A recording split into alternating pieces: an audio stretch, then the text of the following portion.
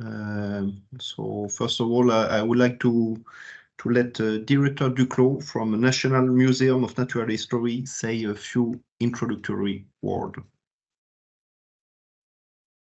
Thank you very much, Pierre. Hello to everyone. My name is Denis Duclos. I am the Director of the European and International Affairs in Muséum National d'Histoire Naturelle in Paris. And I am also, for France, the national focal point for the CHM, the CBD, and I am also the co-national focal point for the substar of the CBD. It's a real pleasure and a real honor to open this session, and I'm very glad to see all of you on the screen. I was told that more than 150 people have registered, and right now I can see that we are 64 taking part in the opening of this session. It is a very good achievement for us, and I really hope that during the day a lot of people will join us later on. And I'm very glad to see that a lot of countries are represented here today. The aim of this online event is to give the attendees keys and elements to better understand the CBD, its background, its processes, its organization. And at this point of my introduction, I would like to thank the experts who agreed to take part in this event, and we will benefit from their experience regarding the CBD all the day long. I would like to quote Mr. Bridgewater and to thank him. I would like to thank also Ms. Rosendahl, Mr. Spilvois, Mr. Goffo, Mrs. Delmas, Mr. Segers, and Mr. Tamale. I'm very sure that we are going to benefit from your experience and your feedback. Thanks to your precious and high-level interventions. This online event is implemented in the frame of a more general European project whose name is Co-op for CBD. And this Co-op for CBD project is completed by a consortium of 9 European partners. The aim of this project is first to encourage experts to help the EU and its member states to negotiate during the Convention on Biodiversity and during the COPs and during the substance, for instance, and during the CBD, the SVI. And the second point of this European project, so this Co-op for CBD project, is to better implement the Kunming-Montreal General Framework for Biodiversity. And to achieve these 2 objectives, the Muséum National d'Histoire Naturelle, together with partners in the consortium, is implementing a row of conferences, workshops, both online and face-to-face. And right now you are taking part in the second one, which is organized today online.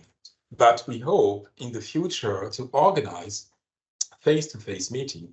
The next one will take place in November, in the beginning of November, dedicated to the CHM community, to the CHM focal point community. And we hope to organize another one in March next year, dedicated also to CBD and its achievements. So this is, broadly speaking, the project that we are all implied in. Again, I would like to thank all of you for taking part and listening to this event today. I would also again thank the experts that are taking part in it. And I wish you a very pleasant and a very fruitful day. Thank you for your attention. And I think that I leave the floor to Mr. Bridgewater. Am I correct, Pierre?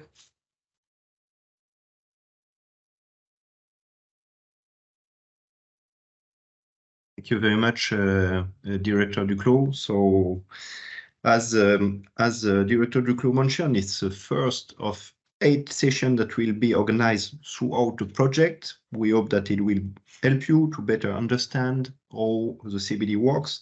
So the central idea of Co-op for CBD project is to improve the science policy interface by bringing expert and negotiator together, but also by giving the tools they need to work together efficiently. So this morning, we will begin with a session on CBD negotiation history, outputs and main challenge. we have the great honor of welcoming and listening to Professor Bridgewater from Australian National University, who is also the former director of the Man and Biosphere Program and has a long experience of multilateral negotiation. And after Professor Bridgewater, we will welcome Professor Rosendahl from Fridtjof Nansen Institute, a Norwegian institute, one of the eminent specialists of the CBD negotiation history. So I give immediately the floor to Professor Bridgewater, who will present us the challenge for biodiversity conservation in the context of CBD. You will be able to ask questions immediately after the presentation. Okay, thank you very much, Pierre. I hope everybody can hear me. You don't need to see me. Yes, I see some thumbs up, so that's fine. Now, the major challenge will be to see what happens when I press the share button and see if we get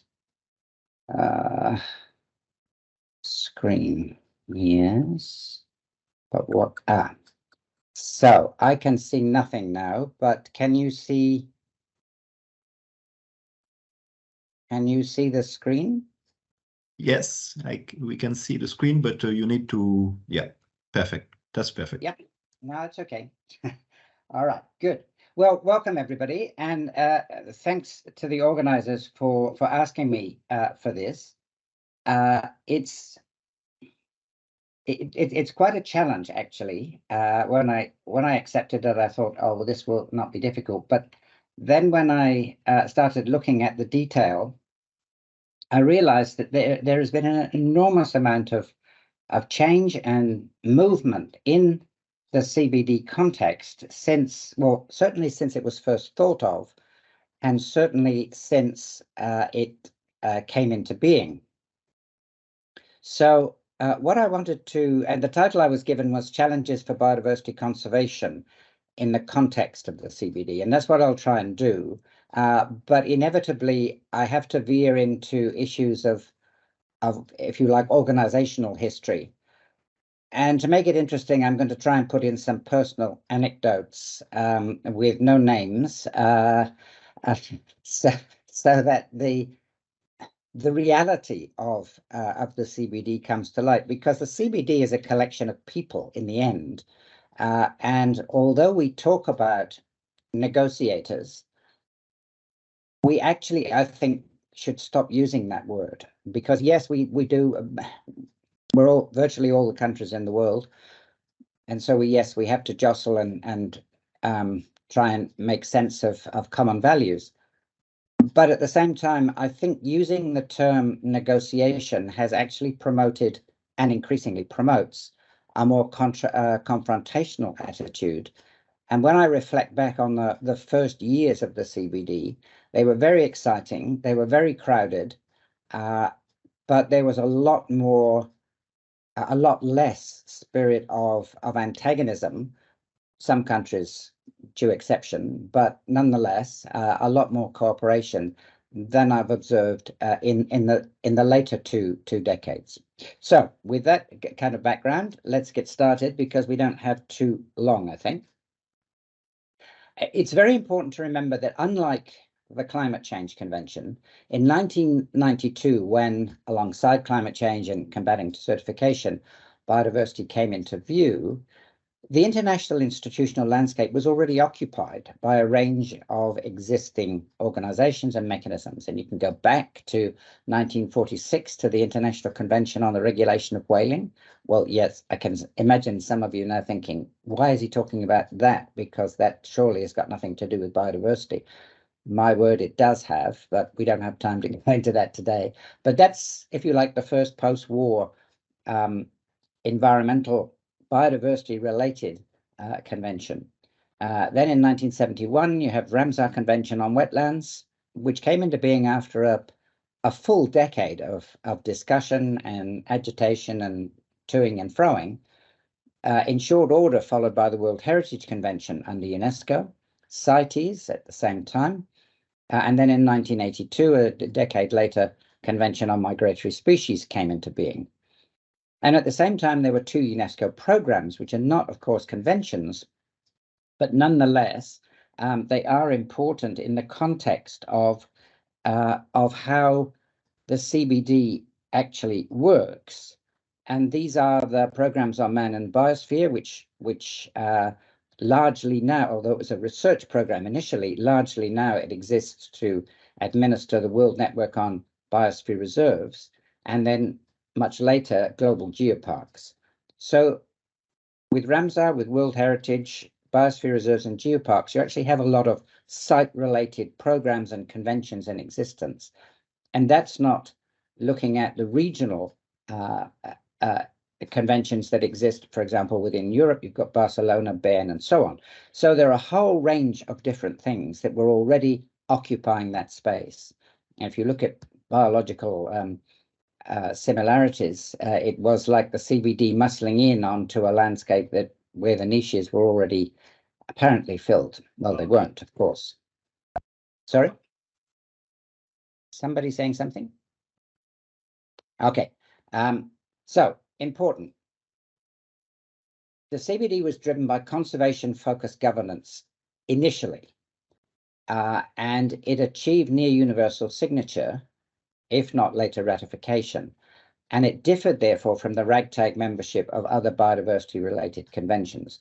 And what I mean by ragtag membership is that if you looked at Ramsar, for example, you had a very eclectic series of countries, largely European or WEOG-related country members, were the founding members of Ramsar.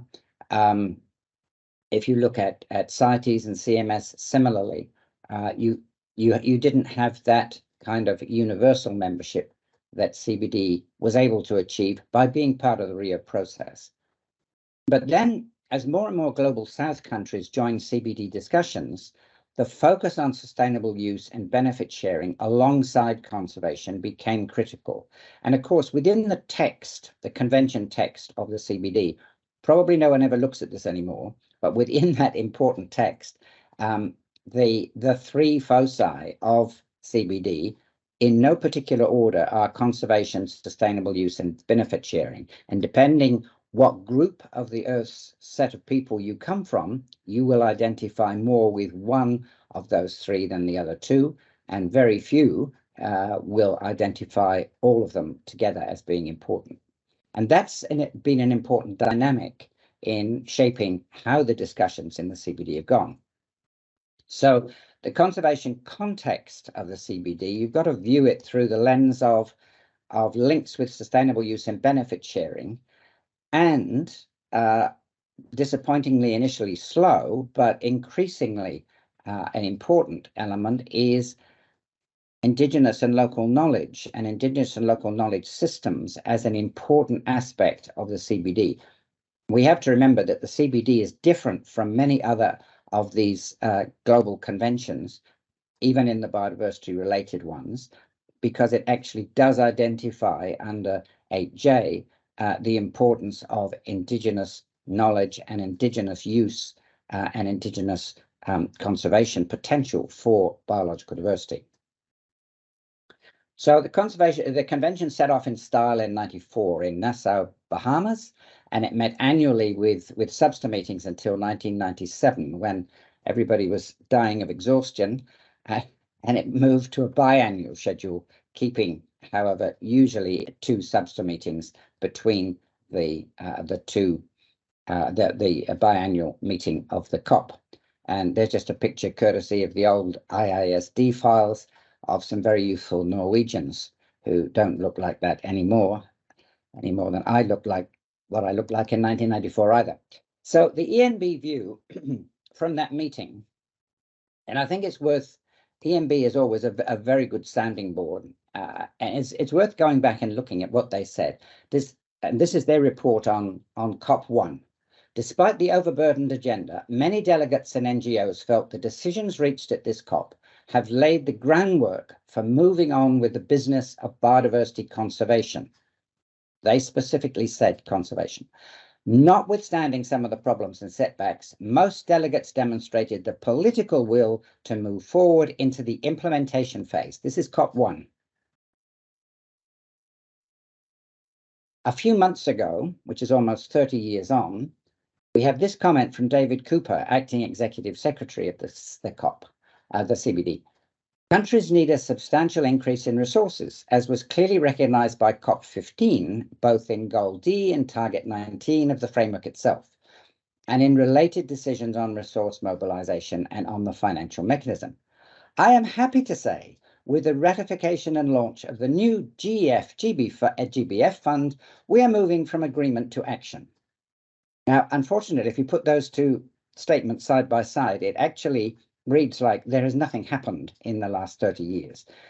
And almost every executive secretary that has come into being and taken the job in CBD, the first words they usually utter are, I want to see implementation of the convention. And after 2 years, 4 years, however many years, they leave office with very little change. And not no change, but very little change. And this is one of the key points that for CBD and for the KMGBF to actually be a success, there has to be implementation. But that has to happen locally, nationally. It cannot happen globally. And that, I think, has been the mistake. There's some kind of idea that action globally can be the thing that saves the CBD or must happen.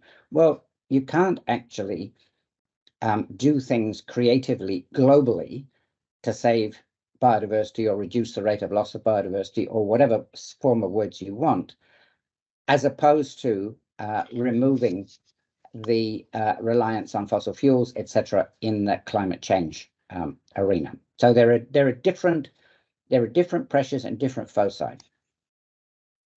So one more on the EMB view on this. There was disappointment among NGOs and Indigenous groups that Indigenous issues have been deferred in the medium-term work programme until '96, despite passing reference in the COP statement to the CSD, that was the Commission on Sustainable Development, which some of you may remember, which is now long gone. Many felt that such a delay was inappropriate, especially given the very concrete references to the importance of benefit sharing, and hence my earlier remarks on that particular issue. But then, and this is one of the things that the themes that I want to come back to a few times in this presentation and tie it together, there's continuing disagreement over the need for an ecosystem approach to biodiversity conservation. Several countries have maintained that biodiversity loss conservation must be addressed within the larger context of forests, agricultural production, and fisheries management. And that gives you the flavor of the very early tensions where the pressure for biodiversity conservation as the key issue was constantly being set in, yes, but what about forests, forest management? What about agricultural production and fisheries management, both freshwater and marine? So if we look at the COP1 decision, one of the decisions there, which is decision number 8, paragraph 17, the Conference of the Parties invites the Commission on Sustainable Development to consider the biodiversity issue in light of the 3 interrelated objectives. That's conservation, sustainable use, and also the benefit sharing. Approach the subject of biodiversity as a multi-sectoral issue, and urge governments to recognize the mutually supportive relationship between biodiversity and, just trying to move the picture, and sustainable development. So that was, again, part of the Rio mystique, if you like, that the reference back to that Commission on Sustainable Development.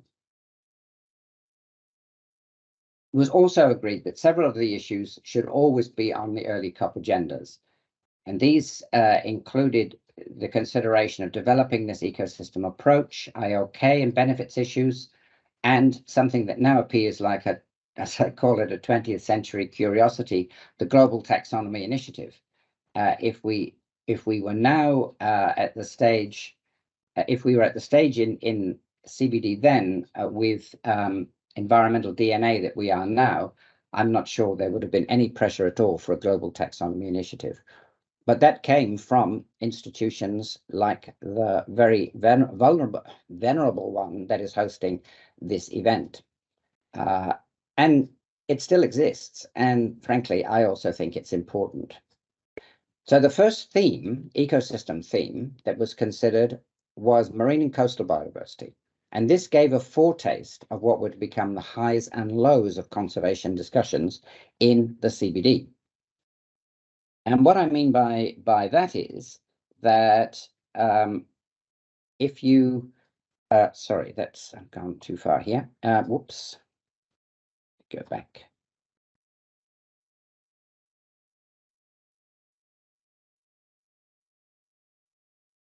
No, we seem to have missed that. Hang on, just see. Yeah. So marine and coastal biodiversity was the first ecosystem theme, and following the airing at the convention's very first Subster meeting, which was actually held at UNESCO headquarters. And one of the naughty things is that UNESCO had thought that by hosting the first Subster, they would automatically be the place where Substers were forever going to be held. They were rather disappointed in that because it became the first and only Subster to be held at UNESCO headquarters. But it was quite memorable in many ways, because if the thought was that Subster was going to consist of scientific, technical, and technological experts, people were going to be very disappointed because there were at least 5-to-1 outnumbering of scientists by policy wonks and legal experts. Despite all that, a surprisingly useful document that emerged, which outlined the challenges and direction for marine and coastal biodiversity conservation. And that was endorsed after further discussions and negotiation at COP2, which was held in Jakarta. And thus it became known as the Jakarta Mandate. And the Jakarta Mandate is still really very useful. And it's actually worth going back and chasing it up, because it also shows how some of the early discussions were really, really very positive and good. And some of the ideas there have not actually changed significantly over the last 30 years, and sadly have not actually resulted in much change either. The reason it was also surprisingly useful, I think, was because it emphasized the conservation challenges. For example, it started talking about marine protected areas, something that previously had not really been talked about, but it did not demur from including the crucial issues of sustainable use of marine resources, especially fisheries. And FAO was quite present at the meeting, both in real form and in some of the delegates advocating on their behalf. But they really wanted to make sure that, not that they were trying to undermine the conservation discussions, but that they also wanted to make sure they were put in the context of the work that they had to do within the UN system of sustainable use for marine resources. But looking back, it was and remains not only the first such document on an ecosystem theme, but it actually is one that has the direct lineage to recently agreed BBNJ agreement and the genesis of subsequent work on marine protected areas and marine spatial planning. And that's actually quite an important point, because it does mean that one of the things that some areas in the CBD have not been successful in is creating that lineage and line to work that's gone on and moving in new directions. Certainly some of the discussions from some of the countries was about what about biodiversity beyond national boundaries, and that had a lot of pushback at that time. But it did lead to the further discussions, which, as I say, then led to BBNJ. You can argue that BBNJ is still very, very early in development and there's a lot of work to do, which is true. But the fact is that it's there. So other early starters, forests and inland waters were early themes, but they've been returned to over many years as different ideas blossom or new demands emerged. Forest discussions particularly, of course, have always been tense, remain tense, and they tend to accentuate the political rather than the scientific. And part of the problem here, of course, also is that the CBD does have a degree of quote unquote competition through the United Nations Forum on Forests and its subsequent activity, and also FAO's activities through the Committee on Forestry and so on. So it's not just that CBD was moving as a bigger institution into a field where there were already active partners, but it too is compromised in some ways by these other developments that are also going on. Inland waters is a really interesting one, because the term inland water seems to annoy freshwater biodiversity experts, I'm afraid, who constantly push the line, which annoys me, that freshwater is so special it deserves pride of place. Well, it's important, but it's no more or less important than anything else. But they tried unsuccessfully to argue this for the KMGBF, but that retains the term inland waters, which I think is correct, because at least I'm living in a continent where we've certainly got plenty of fresh water at the moment. It's been raining all day here quite heavily, so there's already flooding. But in the middle of the continent, there are waters that are very often fresh only for a very short period of time and mostly saline or brackish. But they're still inland waters, and they're still incredibly important in the evolutionary and ecological balance between east and west sides of Australia and the water birds that use them. And inland waters, and indeed some of the marine and coastal activities, are also very much the kitchen of the Ramsar Convention. So very early on, and it is something I actually had to witness, an MOU was signed between the secretariats of CBD and Ramsar to, and I use the word quite deliberately, outsource. It's an industrial term, I know, but essentially what CBD was doing was saying to Ramsar, you're dealing with all this stuff, you've been dealing with it for 30 odd years already, why don't you largely take over that initiative, and we'll have a joint work program, which obviously our parties will also want to look at, and so on. And Ramsar was very keen on this because, as in a sense, a junior convention that was not even in the UN and still remains outside the UN, it was very keen to be involved in and not in having to run in some parallel direction. Well, like all good ideas, this has had various success, but overall the joint work program has been helpful. There was a similar arrangement for migratory species, but I think that has been much less successful because it's unclear how that could quite work, because you're dealing with it. I mean, CMS, a very different kind of system anyway, and there are some really difficult issues to work through in the migratory species area. Well, this indicates that one of the key things is cross cooperation between biodiversity, other biodiversity-related conventions, and the CBD. And there is a formal mechanism, the so-called Biodiversity Liaison Group being the most significant, and that link will take you there if you don't know about it. It's worth dipping in to see what they talk about from time to time. Again, this is something I actually had personal involvement in, and it shows the human frailties and human foibles of how these activities happen. It was the EU that first of all proposed at COP7 in 2004 that there should be, it was a really a very far-sighted and very useful idea, biodiversity partnership, they called it. It never really took off, although it still, in my view, has potential. But one of the things that emerged from it was the need for better liaison between the secretariats, at least, of the conventions.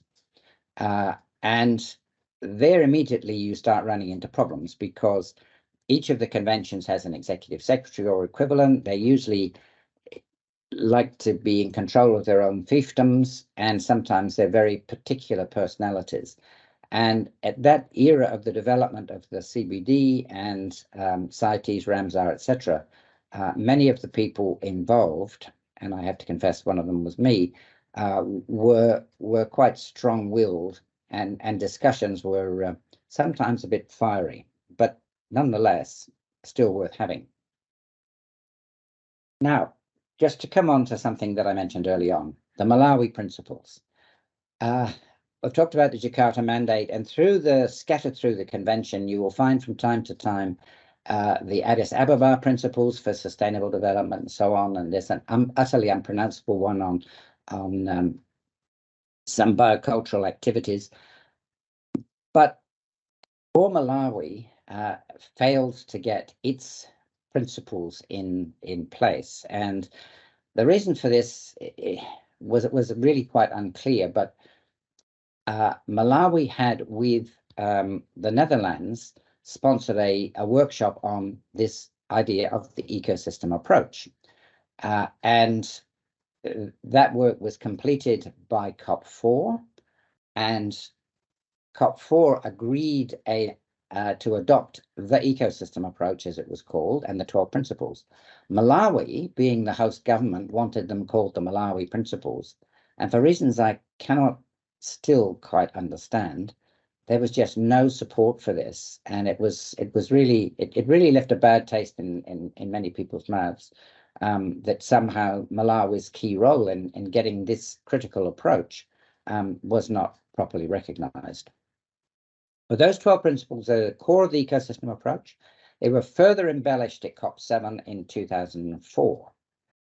And I think it's important to understand that this ecosystem approach is the ecosystem approach of the CBD. It is not an ecosystem-based approach, or these other variants of the term.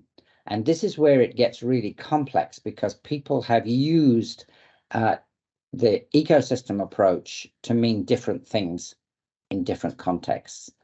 The CBD ecosystem approach has 12 principles, which were adopted in 1998, polished a bit in 2004, but remain essentially the same.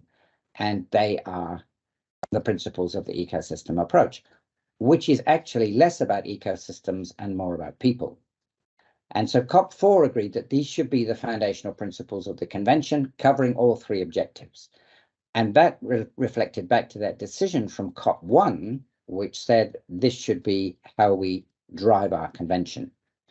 The IUCN Commission on Ecosystem Management leapt on this ecosystem approach for almost a decade, and yet they never really seemed to grab attention. They made a lot of case studies and did all kinds of things, but it's kind of died away again. And the ecosystem approach itself just kind of quietly disappeared until last December, when at the last minute, these principles found their way into the KMGBF. And if you look at it, the Global Biodiversity Fund, it actually says that Global Biodiversity Framework, it actually says that it should be rolled out in the context of the ecosystem approach. So there are links to other ideas. It's a framework. It's not a method. The 12 principles act as a guide, and other approaches often meet or fulfill the ecosystem's principles. For example, UNESCO's biosphere reserves, in their approach, are exactly an in-kind system of how the ecosystem approach works in practice. There's no single way of implementation, which is why it's good. And it also links to EU policies such as Marine Strategy, Framework Directive, Green Infrastructure Directive, and so on. So it's very flexible, and it really should be brought more to the fore. And I think perhaps now it's included in the KMGBF, it possibly will be. So the other issue I want to talk about briefly, because I think we're running out of time, the initial drive for CBD essentially was expansion of global protected area networks. Well, what was actually happening then in these early years was that was kind of there, but not a lot was happening. There were some discussions in the various ecosystem themes, but not a great deal. But then in 2003, IUCN had its 5th Parks Congress. That meeting, as with the previous 4, had a focus on protected area expansion, but a new stream on linkage in the landscape and seascape. And that included the need for better involvement of First Nations. So a number of things that CBD had already got included in its framework, if you like, were suddenly put into the context of the results of that Parks Congress. And in 2004, there was a COP decision, 728, the third paragraph of which was also welcomes the outputs of the 5th IUCN World Parks Congress, in particular the message from Congress to Convention on Biodiversity and its contribution to the program of work on protected areas. And going on from that, it then adopts the program of work, a program of work on protected areas that was annexed to the decision, with the objective of the establishment and maintenance by 2010 for terrestrial and by 2012 for marine areas of comprehensive, effectively managed and ecologically representative national and regional systems of protected areas, blah, blah, blah. And you have that decision there. So this was in the context that, and I'm afraid I'm calling it a myth. You probably all disagree with me, but that's fine, that the more protected areas we have, the more we will reduce the rate of biodiversity loss. I think this is actually a big mistake that we keep saying this because it's not happening. And there's increasing evidence, in fact, that some of the areas of biodiversity loss that are more alarming are actually in so-called protected areas. Legal protection does not guarantee protection against all the other actual things that happen. Anyway, these issues seem set to dominate the international agenda. But within CBD, there are some consistencies between overemphasis on protected areas and not enough on the ecosystem approach. And then you have another complication, because the Botanic Gardens began to feel that their voices were not adequately heard. So they came up with the idea of a strategy for global plant conservation, which was driven hard by a couple of delegations who had strong Botanic Gardens directors associated with them. Everybody else agreed, yes, why not? Sounds a good idea. So we had a strategy for global plant conservation, but most of the ideas in it are actually subsets and different targets related to things that already exist. So it hasn't really helped, in my view, either improve the conservation of plants or anything else within the context. And it's an example where proliferation of things like this do not help. CBD is very good at proliferating activity, not so good at ensuring that that activity results in a significant impact. So also looking briefly now at the Millennium Goals, because we're now in this century, they largely miss biodiversity completely. Well, they did initially, but in 2006, MDG 7 on environmental sustainability added a reduction in the rate of loss of biodiversity. But the whole point that was useful was that the Millennium Goals did spawn the 2010 targets. Remember those? That were supposedly the definitive way to halt biodiversity loss. Countdown to 2010 was the term. At the same time, we mustn't forget that in the background of this, the Millennium Ecosystem Assessment was being progressed, funded by UNEP with CBD involvement, as well as involvement from the Convention on Combating Desertification and a couple of other conventions. But, and this is the big problem for the MEA, was that there was no political buy-in from individual countries except through the conventions. And that was one of the failings of the MEA and why it took so long to get its conclusions adopted more globally. So comments from the UN General Assembly meeting in 2010, which, if you may remember, also was declared the International Year of Biodiversity. So the UN General Assembly uniquely spent some time talking about biodiversity. And they made a number of interesting comments. Support for REDD and REDD Plus, as it was becoming known, and that biodiversity, food security and climate change must be tackled together. Very sensible. Greater cohesion between CBD, Forum on Forests, and climate change. But then this very strange phrase, biodiversity loss caused by climate change, should be addressed through the FCCC. This makes no sense, because biodiversity loss, it is not the kind of thing that can be discussed sensibly by a set of negotiators, if you like, or discussants that are sent to a meeting to discuss climate change. So it was a very, very odd sort of focus. And I think, I wasn't there, but my feeling is that this was put in in order to demonstrate very clearly the hierarchy that UNFCCC is the important body, CBD is less important. And I know that sounds scary, but I think that's the reality, and I don't think that reality has changed. So a couple of other things that they said, the Aichi targets must be both ambitious and realistic, including concrete measurable indicators, and important to improve the science policy interface through the establishment of IPBES. Well, this was in 2010. And of course, what had happened was that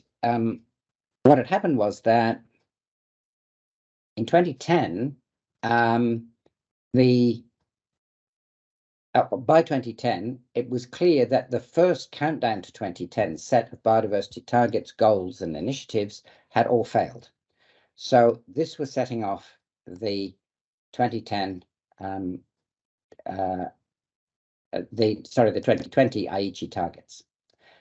Meanwhile, at a retreat in Switzerland in late 2010, representatives of Ramsar, CITES, CMS, World Heritage, and CBD agreed the strategic plan for 2010-2020, i.e. the Aichi targets, to be adopted at the 10th meeting of the Conference of CBD should serve as a common framework. Fantastic. Look at the place they met in. Switzerland does it good. States are sovereign and determine their own international commitments and the national activities they wish to prioritize. Equally, each convention's COP is sovereign and therefore determines its own strategies. These are what I call weasel words from the retreat. In other words, each of the secretariat said, yes, we're all going to use the CBD strategic plan for our own needs. But of course, our convention's COP is sovereign, and this is part of the problem. We're still existing in these silos. Any amount of liaison does not help break down the real need to have a common goal-orientated way to deal with conservation. Well, following failure of 2010, additionally bitter as it was the international year, we now had Aichi targets. But of course, this was another failure. And in some ways, this was a worse failure than 2010 because there was much more hope in the 2010 discussions. In the course of talking about the Aichi targets, OECMs came into being. They made an appearance. Frankly, I still believe that that was a mistake, but IUCN has seized on it, and it's become a cottage industry in its own right. And then the Global Strategy for Plant Conservation also put its hand up and underwent a revision, which created different targets for endangered species and various other things than the Aichi targets, which again was ludicrous. A couple of quick things, because I do realize we're running out of time. The G20 environment ministers in 2022 meeting in Bali, where else, was an important step because they again talked about we must step up efforts to halt and reverse biodiversity loss, including through nature-based solutions and ecosystem-based approaches. Now, remember, this is not an the ecosystem approach. This is ecosystem-based approaches. Enhance environmental conservation, reduce ecosystem degradation, and address issues affecting marine and coastal environment. Well, good. That's the G20. Then the G7 leaders had their own compact, the Nature Compact, in their meeting in Cornwall in 2020. They committed to champion ambitious and effective global targets, including the so-called now 30 by 30. Second, we will support the transition to sustainable management. Thirdly, working intensively to protection, conservation, and restoration of nature. And finally, prioritize strengthened accountability. So the KMGBF was eventually and finally accepted after a very grueling journey of 4 years. Larger number of goals than the previous 2 iterations. Most interesting, and here it is in paragraph 20, this framework is to be implemented based on the ecosystem approach of the convention. Now, the interesting thing is, despite being negotiated for 4 years, I've used the word, this 20 was inserted only at the last minute. In other words, all the previous work had no thought about the relevance or not of the ecosystem approach. And now suddenly it's in there. So will it work? I don't know. I don't have the answer. The future coming back, I just want to give you this. This is a comment I had in 2018, which still makes me a bit sad, from a long-serving delegate of a European member of the CBD. That's a European party to the CBD. We had a very heavy substance, since we are now also dealing with issues that relate to the protocols, biosafety and ABS. Next COP will also be a joint COP of the CBD, Cartagena and Nagoya. It's a mess. And we hardly talk about biodiversity conservation. It's all biosafety, synthetic biology, genetic sequence information. Any new decisions? Not really. We are now citing all the decisions we already have and that were never implemented. This already fills enough pages to make a good decision. Like I said, I feel a bit sad about that because I worked with this guy. Sorry, you've got less 50% chance of now working out who it might be. Probably more than 50 actually. But it's the reality. I mean, I feel in many ways the same way. What are we now talking about? We've just moved on, but we haven't solved the problems. We've just moved on to discussing new ones. And that is no way for a convention to do. So I hope that this excellent initiative will prove the pundits wrong, show that implementation can happen and happen fast enough to make a difference. And here's some IOK in action with using some modern tools just to connect you with a bit of reality. Thank you very much.